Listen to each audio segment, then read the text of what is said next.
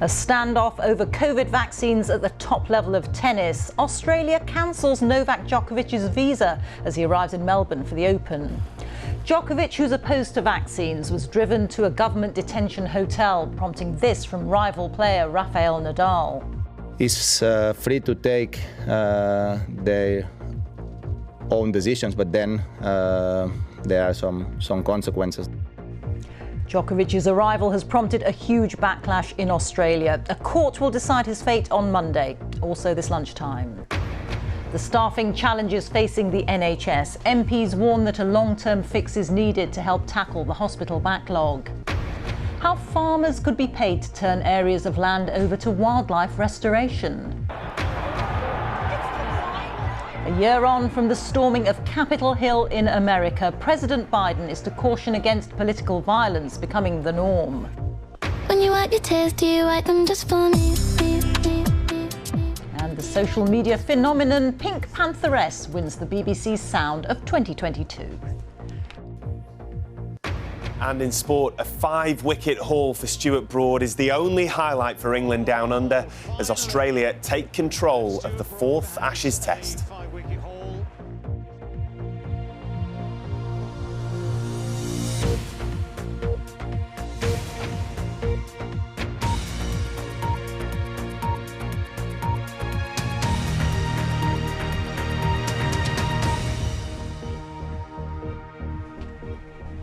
Good afternoon and welcome to the BBC News at 1.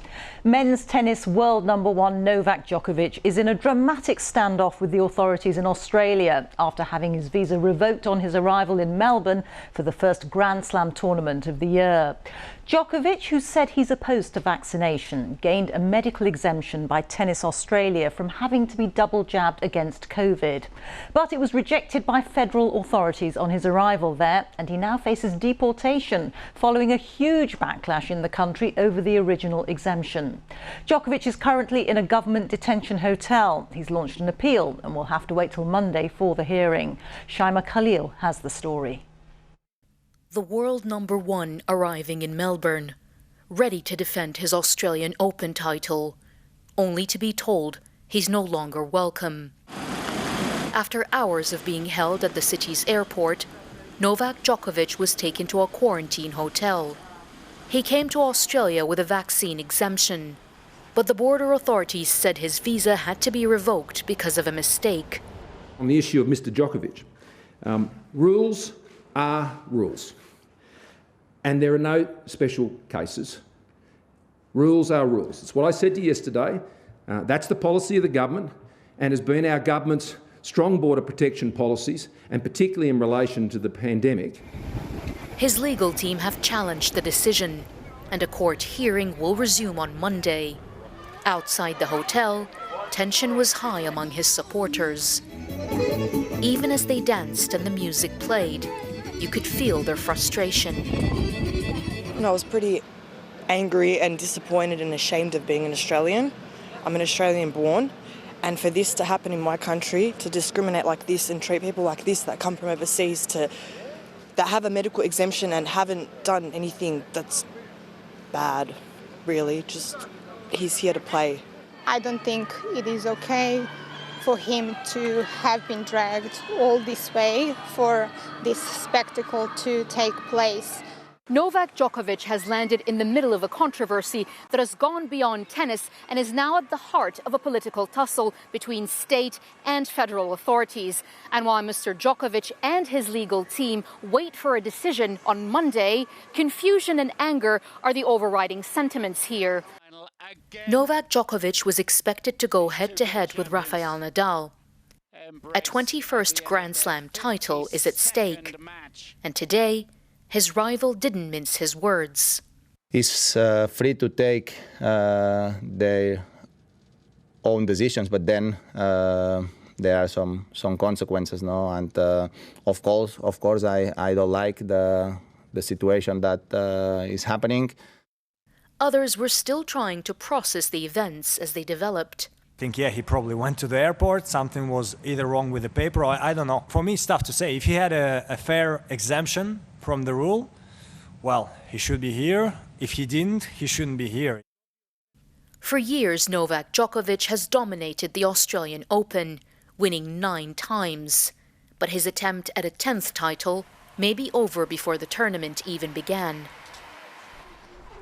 Shaima is live for us at that quarantine hotel in Melbourne. And Shaima, it's just a waiting game now. It is a waiting game, Reeta, not just for Novak Djokovic, the world number 1, but also for his fans and supporters who are still here outside the hotel quarantine, waiting to see what happens. Everybody's waiting to see whether Novak Djokovic is going to be moved from here and taken elsewhere, maybe in a facility with tennis facilities where he can train. And of course, everybody's waiting for that judge's decision on Monday on whether Djokovic can stay in Australia and compete, or he'll have to be deported.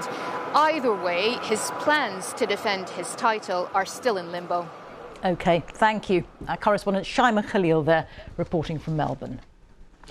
Now, plans to tackle record NHS waiting lists in England could be scuppered by demand for emergency care and a lack of staff, according to a new report from MPs.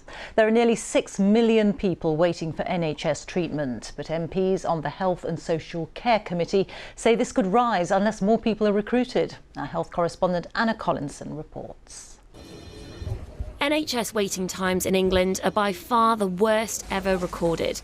And on that long list are millions of stories of prolonged pain and anxiety. Like Matt, his open heart surgery was due to happen this week, but has now been cancelled. My life's on hold. My whole life's on hold, and it has been for some time now, because I'm totally focused on I need this doing, and I need it doing soon. Many are waiting for surgery, often described as non-urgent, like David, who's gone 3 years without a hip replacement. In the past 6 months or so, I've not been able to do much physically because, when I'm actually walking, I get a pain. The point is, if I don't get it done soon, the joint in the hip will get worse and worse. The government recently allocated £6 billion to tackle the NHS backlog, but a group of MPs have called it an unquantifiable challenge, warning the health service is hugely understaffed. Their report sets out the scale of the problem. In September, 5.8 million people were waiting for planned care. 300,000 had waited more than a year for treatment, and 12,000 had waited more than 2 years. It's claimed a long-term plan is needed, along with tens of thousands of extra workers. Otherwise, staff will quit. What they want to know is there's a plan for the future, that it's worth them staying in the profession. And that's why a massive overhaul of our workforce planning, which is frankly broken at the moment, is the top priority that we recommend. The pandemic has intensified the problem, and January is expected to be extremely challenging. The government says 24 hospital trusts have declared a critical incident in the past week, a signal priority services may be under threat. While no alert has been raised here in Southampton, the pressures of high staff absences are being felt. How are you today? I'm well, thank you. The government hopes the booster programme will prevent the level of hospitalisations we saw last winter. This lunchtime, Prime Minister Boris Johnson attended a vaccination centre in Northamptonshire. What we've got to do is give the NHS all the help we can through the next period, with all the simplifications of systems, moving staff from one hospital to another, all the ways we can back staff up, but also make sure that the people who are likely to get ill get vaccinated first. We're yet to see how serious Omicron can be in older age groups who are more at risk of hospitalisation. While there are warnings about the health service's long-term future, for now, many on the front line can only focus on the coming weeks. And Anna's with me. Anna, nearly 6 million people waiting for treatment. What are the proposals for dealing with this? Yeah, it's a staggering number, and this report is clear. The big issue is staff shortages. The government would say they've brought thousands of doctors and nurses in, and they plan to bring 50,000 more nurses in before the end of Parliament. But what the report talks about is this is about the NHS as a whole, so from GPs to social care. And they argue that if there's a blockage in one area, then you will then see increased demand in another area. So, for example, they talk about AE waiting times. In October, they were a record, worst records since records began. And there were thought to be many reasons for this, but some crucial reasons. People were only accessing services because once they were in crisis, because of those long waiting lists that they were seeing. They also found some emergency departments became the first contact for people with serious mental health problems because there's a lack of alternative in the community. So it all sort of fits together. Now, the key recommendation is for the Department of Health and NHS England to produce a recovery plan by April. And what they're calling for is a clear outline of what tackling the backlog will look like. The fear is if serious action isn't taken, we're going to see increased waiting lists, worsening patient care and staff leaving the industry. Anna, thank you. Anna Collinson there. The European Court of Human Rights has thrown out a complaint by a gay rights activist in Northern Ireland following a long-running dispute. Gareth Lee had alleged that he suffered discrimination when, in 2014, the Christian owners of a Belfast bakery refused to make him a cake with the words "support gay marriage." Our Ireland correspondent Chris Page has the story.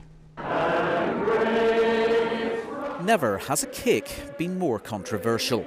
It is not pro-Christian, it is anti-gay. The case about Christian bakers and a campaign for gay marriage has been a touchstone for issues like LGBT rights and freedom of conscience.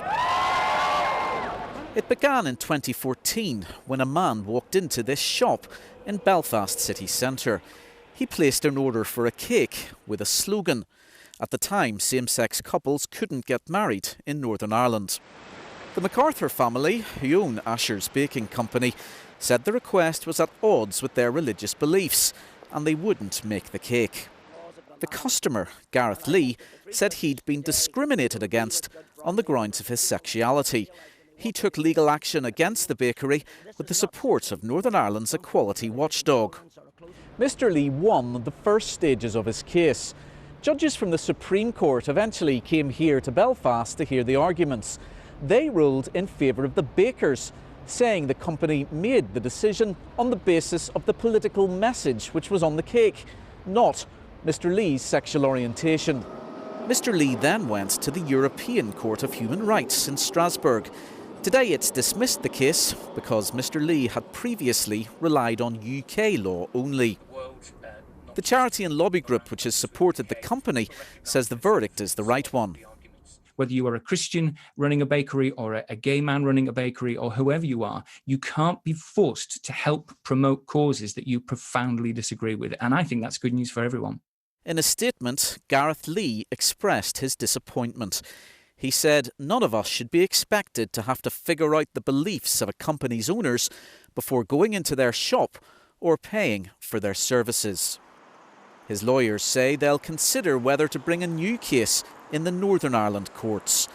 Whether that happens or not, this story will still provoke passionate opinions for years to come. Chris Page, BBC News, Belfast. English farmers and landowners could be paid to create nature reserves or restore floodplains in a bid to rewild the environment under plans being set out by the government. The subsidies will focus on environmental benefits rather than the amount of land owned. Our Environment and Rural Affairs correspondent Claire Marshall has more. The rules that shape this landscape are radically changing. When the UK was part of the EU, farmers were given grants based on how much land they farmed. Post-Brexit, the government has pledged to pay based on how farmers care for the environment.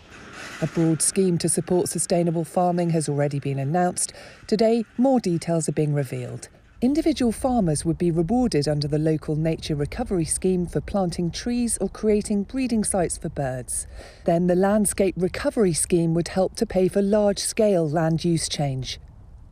If we're to deliver the targets we've set ourselves for woodland creation, in England, around 10,000 hectares of trees per year. And if we're to deliver our objective of getting 300,000 hectares of land where habitat is restored, there is inevitably going to be a degree of land use change.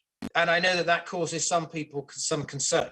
It's a lot of taxpayers' cash. By 2028, the government will be spending £2.4 billion a year in farming subsidies.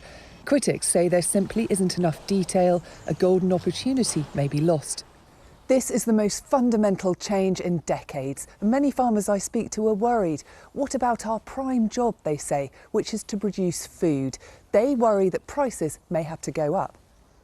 We welcome the increase in payment levels that will truly reward farmers for taking part in countryside stewardship and delivering for the environment. And that's something that we really do welcome. But clearly we do need more detail to know how this fits alongside sustainable food production, how it will work for the tenanted sector, and how it will ultimately underpin domestic food supply. Agriculture is devolved. This is the direction England is taking. It's largely up to the nations whether to follow or not. It's all a delicate balancing act between the needs of humans and the needs of nature. Claire Marshall, BBC News. The time is 1:15. Our top story this lunchtime. A standoff over COVID vaccines at the top level of tennis. Australia cancels Novak Djokovic's visa as he arrives in Melbourne for the Open. And England failed to stop an Australian century in the fourth Ashes Test. And also in the sport, the Manchester City manager Pep Guardiola has tested positive for COVID-19. He's now isolating, and it means he'll miss tomorrow night's FA Cup trip to Swindon Town.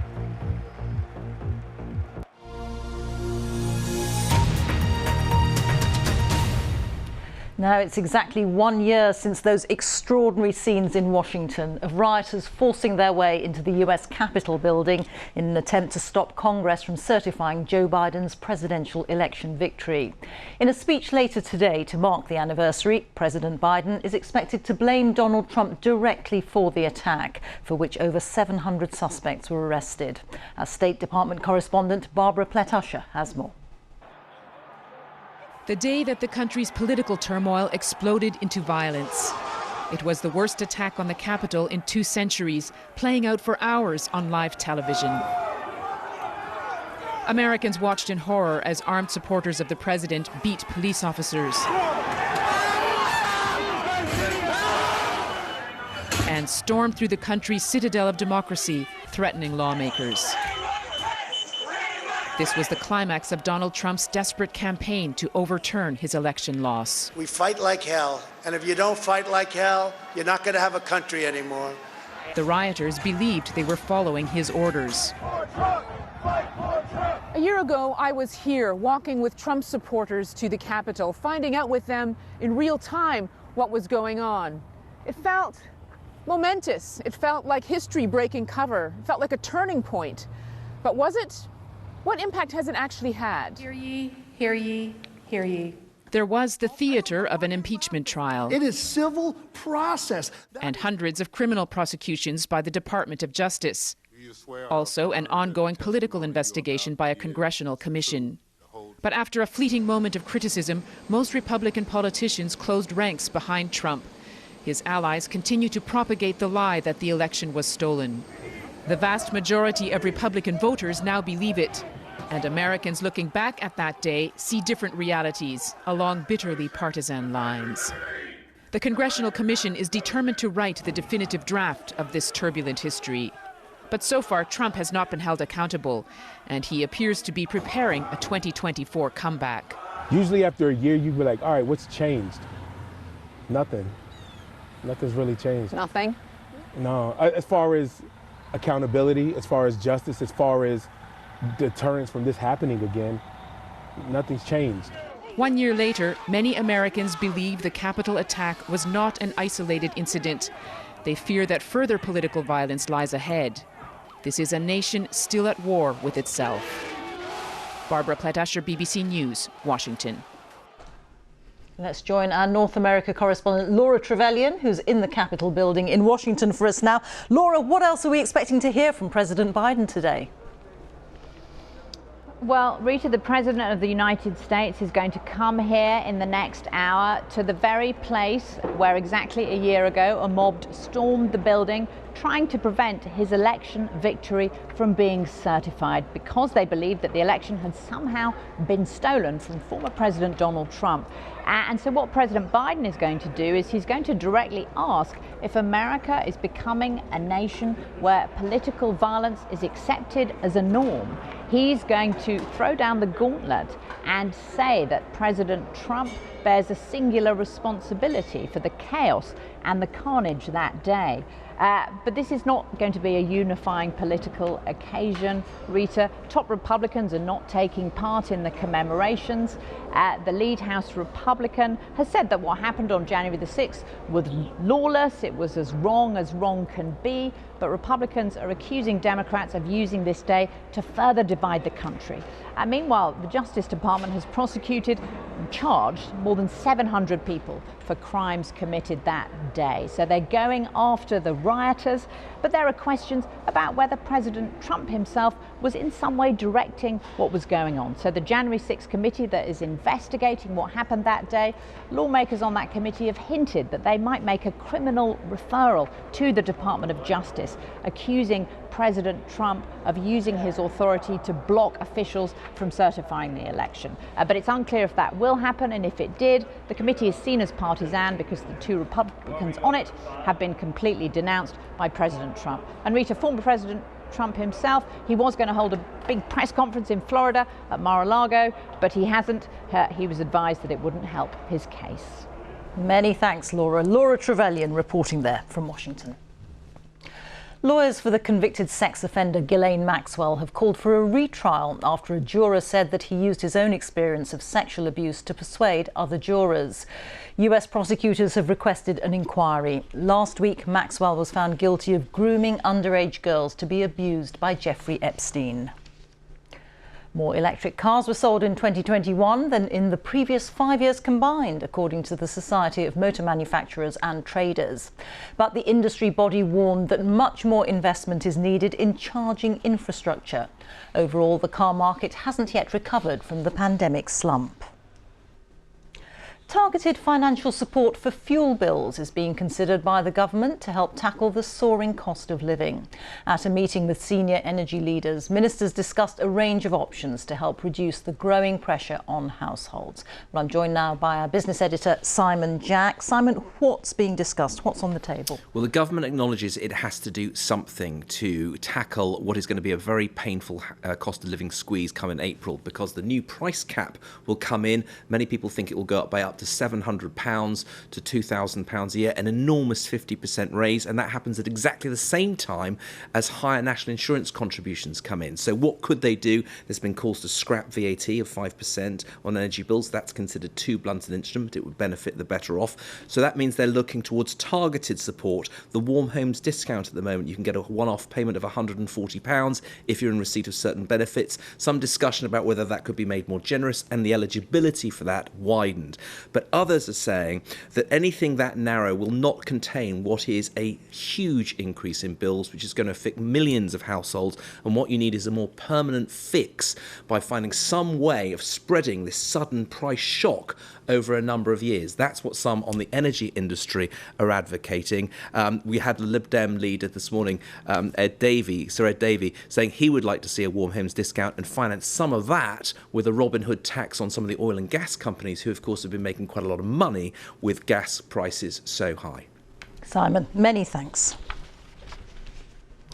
In Kazakhstan, security forces say they've killed dozens of anti-government rioters in the main city of Almaty. At least 12 pro-government forces have also died in the protests, which were sparked by rising fuel prices. Now, Russia is sending in troops following a request from the Kazakh president. Our diplomatic correspondent Paul Adams reports. Live fire on the streets of Almaty this morning. Kazakhstan's army deployed to quell protests, now in their 5th day. What they're shooting at is not clear. With the internet down and very little independent media, it's hard to know what's going on in Kazakhstan's largest city. The government calls this an anti-terrorist operation. It says dozens of people were killed overnight as they attempted to storm the city's police headquarters. Again, such claims are impossible to verify. Is this, as the president has said, an uprising inspired and organised abroad, or an expression of long-standing, deep-seated frustrations? For some people, it is mostly economic. It's about demanding better life, better jobs, better earning, and some certainty, economic certainty in the future. Whereas for others, it is about opening up the political system. Last night, President Tokayev held a meeting of his Security Council and appealed for help from a military alliance dominated by Russia. Given that these terrorist gangs are international and have received extensive training abroad, their attack on Kazakhstan can and should be considered an act of aggression. Russia says it's already responding. These pictures, released by the Defence Ministry in Moscow, said to show men and equipment setting off for Kazakhstan, and a convoy of armoured vehicles also on the move. What are they actually heading into, and what will they do when they get there? Paul Adams, BBC News. Cricket, and England face an uphill task against Australia in the fourth Ashes Test. The hosts, who've already clinched the series, declared on 416 for 8 in their first innings. England reached 13 without loss in reply, as Joe Wilson reports. Technique is everything. There, balanced. Steve Smith has his way. He batted with assurance through the Sydney morning. England didn't stop him, the weather sometimes did. When rain showers interrupted, the ground staff raced to cover the pitch. Who'd get there first? Oh, replay suggested foul play. Competitive. The cricket lost its edge. Gone! Oh no! A chance to catch Usman Khawaja on 28 dropped. Costly. What next? Well, Ben Stokes, urged to bowl aggressively, hurt himself in the process, and Australia just kept batting. Beautifully played. Steve Smith seemed to be immovable when, suddenly, on 67... Beautifully bowled, that's the one. He was out. Finally something for Stuart Broad in England. And guess what? Another. Cameron Green caught by Zach Crawley. That wicket felt like it was coming. But Usman Khawaja was going nowhere except to 100. It's been a terrific knock from Khawaja. Recalled to Australia's team after a colleague tested positive for COVID, this was an opportunity seized for Khawaja, for Australia. 416 the total, and after chasing that ball for nearly 2 days, England then had to bat for a few minutes. Zach Crawley out for naught.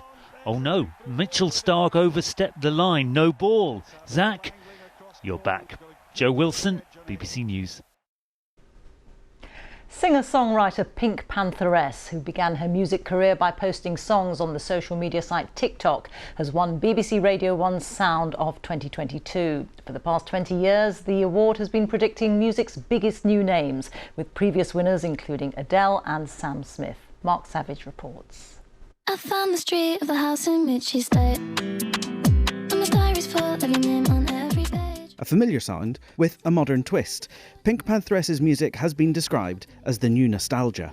When you wipe your tears, do you wipe them just for me? Aged 20, she only posted her first song to the video sharing app TikTok a year ago. How did it ever get so wrong? In those early videos, her face was always obscured. Even now, her real name is a closely guarded secret. I personally find it easier to kind of not lay every single card you have on the table. I think it's quite nice sometimes to have privacy, and I kind of felt like if I had my music out as well as my face everywhere, it would just start getting too much for people. Helped by that air of mystery, her music took off in a big way. By last summer, she had 2 top 40 hits, and Coldplay had covered one of her songs. Do you wipe them just for me? Now she's been named the winner of the BBC Sound of 2022. Here's the moment she found out. And what if I told you that you were the winner of Radio 1 Sound of 2022? How would you feel then? I mean, I'd be very happy. Well, you're the winner of Radio 1 Sound Off for 2022. Big Pantheress, congratulations! What the hell? Well, that's a shock. It was this gig by Paramore at the Reading Festival in 2014 that set Pink Pantheress on the road to stardom. I was 15 and I was a big Paramore fan. It was I saw her on stage and I was like, she just looks like she's enjoying herself so much. And then I deeped it, I was like, she's getting paid for this. On top of that, I just was like, yeah, I kind of just want to do this.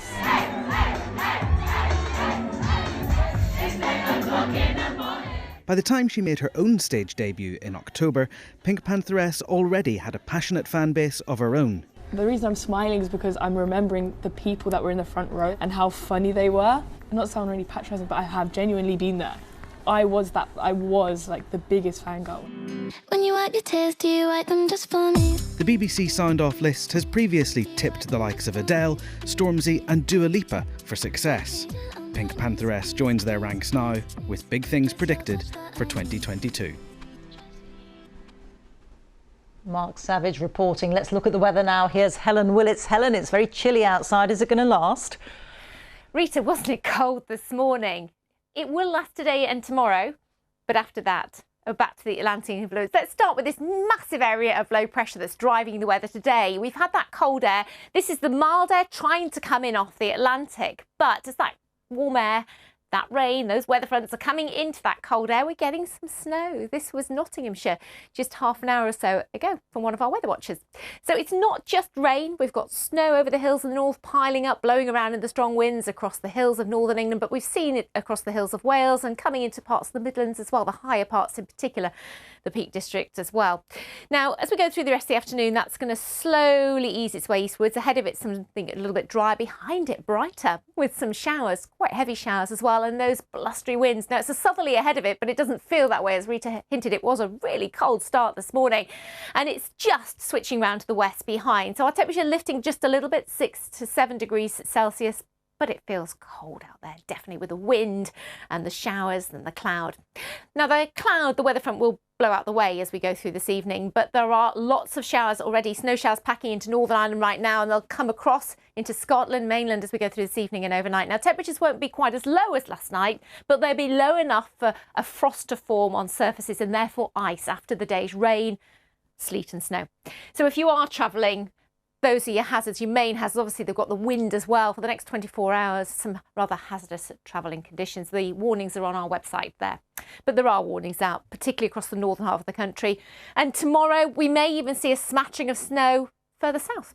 So we've got all those showers to come, rain and hail, sleet and snow over the hills, in particular snow even at lower levels, some thunder too. Perhaps this, though, giving a dusting of snow over the hills at lower levels across parts of South Wales and southern England. 4 or 5 degrees, another rather cold day to come tomorrow. Feeling so in that wind particularly strong, picking up down through the Channel. That takes us into the weekend. Another area of low pressure coming in off the Atlantic. So, Rita, that's when it starts to get milder across most parts. Wet and windy for Saturday, a brief ridge of high pressure for Sunday. So at the moment, it looks like another spell of rain with some possible hill snow in the north, but it's the wind and the rain driving that rain. The wind driving that rain eastwards for most of on Saturday, giving quite a soaking in places, but it's milder, as you can see. And then that brief ridge of high pressure as we move into Sunday, just settling things, quietening things down for a day or so before it turns milder, wetter and windy again to the start of next week. So it is looking very changeable, Rita, over the coming few days. Helen, thank you very much. A reminder now of our top stories. A standoff over COVID vaccines at the top level of tennis. Australia cancels Novak Djokovic's visa as he arrives in Melbourne for the Open. And the staffing challenges facing the NHS. MPs warn that a long-term fix is needed to help tackle the hospital backlog. Well, that's all from BBC News at 1, so it's goodbye from me. And on BBC One, we now join the BBC's news teams where you are. Bye-bye.